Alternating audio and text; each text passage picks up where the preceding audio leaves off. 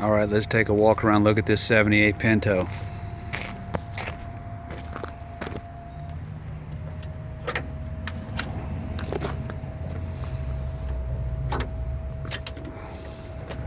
Kind of a hood pin only deal because I took the hood latch out of it. I had to move the radiator forward to get that engine in there, and then also had to cut out all this up in here where the latch used to be to get airflow up and over. That's a 69302. It's got a factory cast iron intake like off a 65 Mustang 289. It has cast iron exhaust manifolds on it, and it's got a C4 transmission. I think come out of a V8 Fairmont, what the guy said. Engine was all rebuilt. Tranny was supposed to be good, and it seems to be.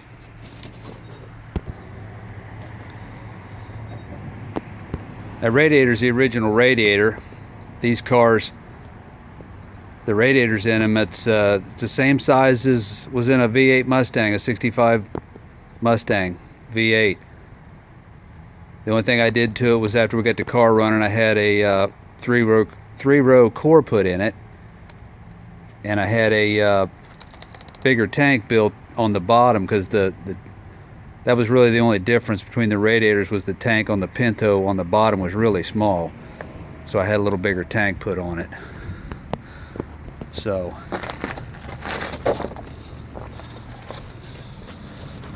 I had to build this throat deal for airflow. Because when the hood's closed and the bumper, it covers about half the radiator. So, and then you can see that square tank that was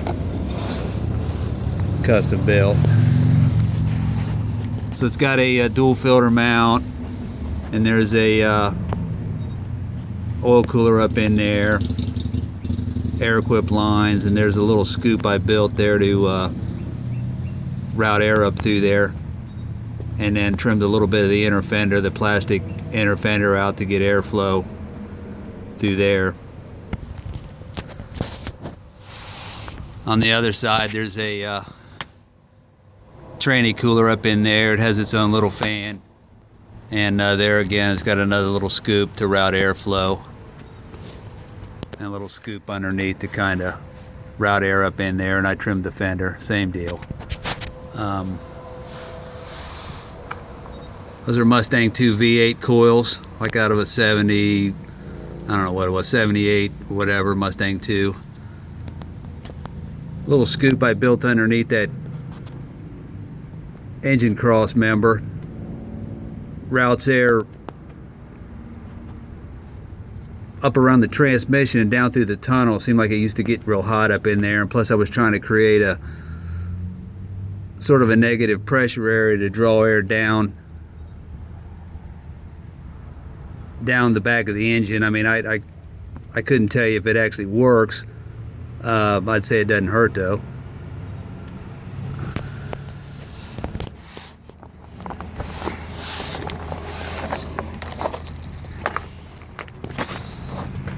So the car, that's 69 Corvette Daytona yellow. It's got 14-inch wheels on it. It originally came with 13s.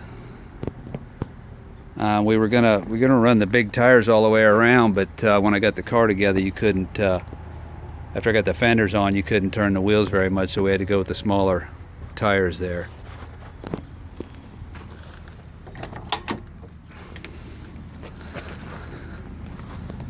See, the doors are in pretty good shape. The door panels and stuff, those are original. That beige was repainted. The dash and everything. The dash was like a burnt orange, and above and below the door panels was more the color of the door panels, kind of an orangey vibe. That's another Corvette color. I'd done a Corvette around the same time, and I was familiar with that color, so I just used it because I knew what it was.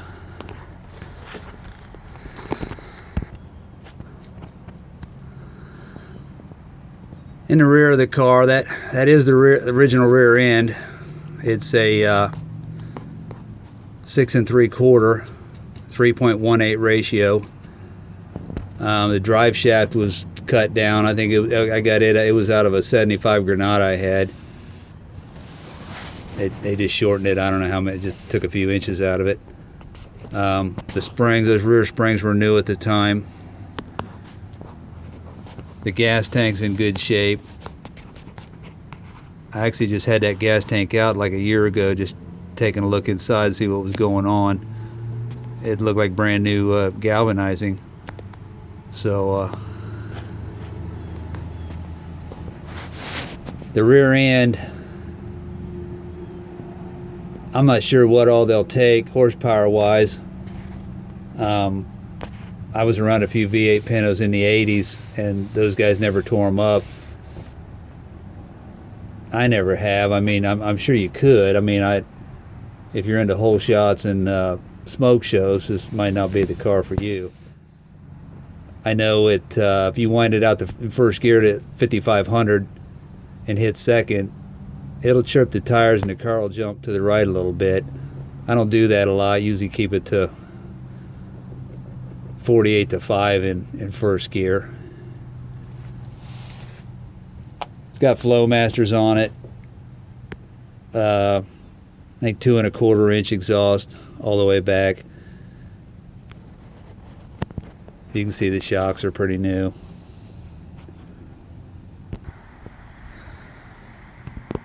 So this is the solid glass hatchback. These were the most dangerous Pintos. You get rear-ended and break the glass, and the gas tank would catch on fire, you get fricasseed.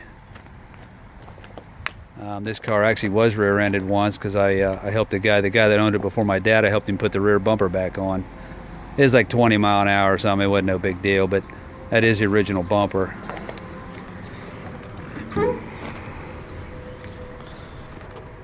The battery's in the rear. That's a Group 31 truck battery, stud top truck battery. The battery's the size of that box. And then I built this speaker box back here. It's got a couple 6x9 Yamahas in it, and that little deck covers a spare tire. You got some 5.5 inch Pioneers up there, and this seat folds down, I guess, so you can go to pickup truck mode there. So let me get down to the spare tire here. So there's the spare tire. The jack's in there. It's one of them scissor jacks with the lug wrench, cranks it up. It's in there. I don't know if it's the original spare or not. It's a Firestone bias ply, and you can see the brown. That's the original color of the car. So I actually did use that spare a few years ago coming back from the Good Guys show. I blew a rear tire. They were just old. Yeah, and this panel, it's just made out of some plywood and stuff. So around to the passenger side, you can see this door's in pretty good shape. The car was stripped down to just the shell, basically. The doors off, hood, fenders, rear hatch. I didn't take the glass all out of it, but it was all cleaned up and painted. It's painted underneath, back to about the front of the rear tires, and then up over in there it's just undercoated. The interior, the seats were reupholstered at the time. Carpet kit was put in new. All the seat belts are in it. That center console's out of a Pinto wagon.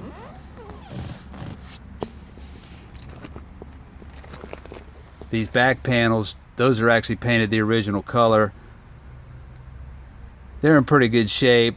Back in the trunk area, I guess I didn't show, you can't really see it on the video, but they got some scratches from where stuff was hauled in it, but there's not much you can do with it. You just clean them up and paint them. This headliner, it's original.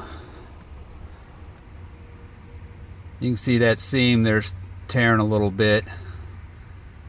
It's got some holes poked in it, and there's dirt spots on it from like greasy hats and stuff, I suppose, through the years. I tried to clean that up. You can't really clean it up. I don't mess with it too much. There's a spot in the front here. Let me get turned around.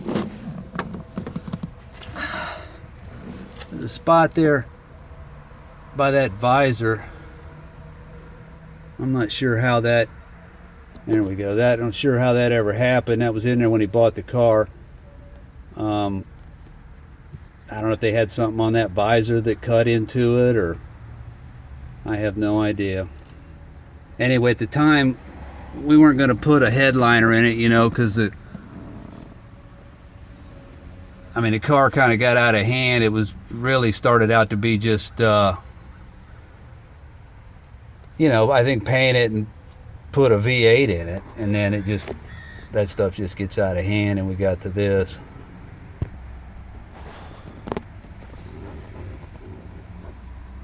So it's got your basic oil pressure and volts and water temp gauge, and there's a this is a oil temperature gauge. It does the engine, and if you switch that up, it reads the tranny. I usually keep it on oil temperature because the tranny hardly ever gets up about 150. Put these 12-volt sockets in there. This is the fan that turns on both fans. There's no type of temp switch on it, you just turn it on. There's a right-hand mirror, remote right-hand mirror deal. It's got like 4 little cables. It's just a mechanical thing to move that mirror. Got a Kenwood radio. It does not Bluetooth, but it does have a, you can put a wire, you know, from your phone to it if you want that kind of deal. The cigarette lighter, evidently they ordered it cigarette lighter delete. That's kind of strange.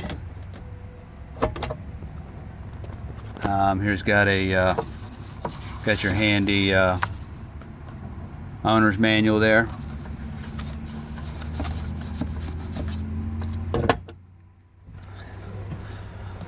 Tack aftermarket wheel there. Got an aftermarket fuel gauge in it. The fuel gauge in the dash does not work. The speedometer works and the odometer works. The dash is deteriorated in the back where the plug goes in, and it won't hold the plug tight. Several years ago I took that out. I just figured it needed a bunch of new bulbs because the dash lights don't work. And I was going to take it out and square it up.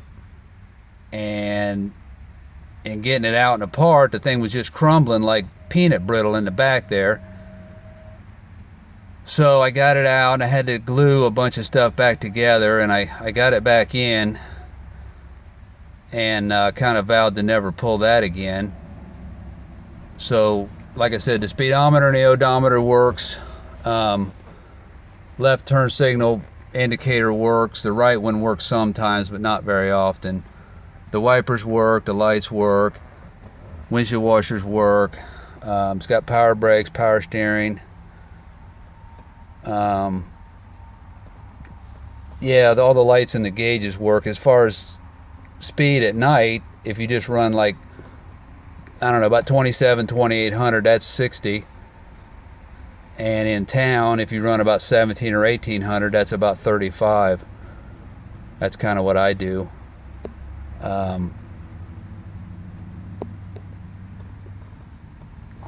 See what else. Not too many options on a Pinto. The heat works. That's about it, I guess.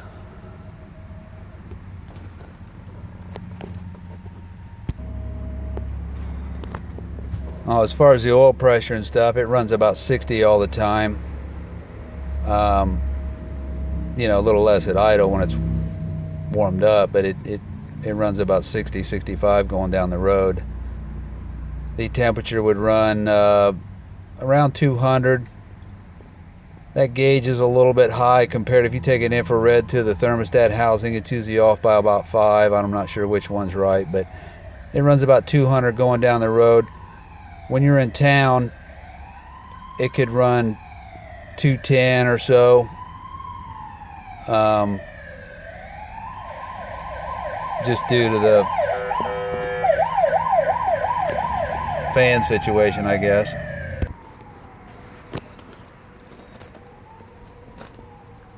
So the engine, it was all rebuilt. I mean, it had new pistons and the heads were done, and you know, new timing chain and camshaft and all that stuff. Just a general rebuild. It was all standard bore and standard crank. It was a pretty good piece starting out. So it's a mild cam.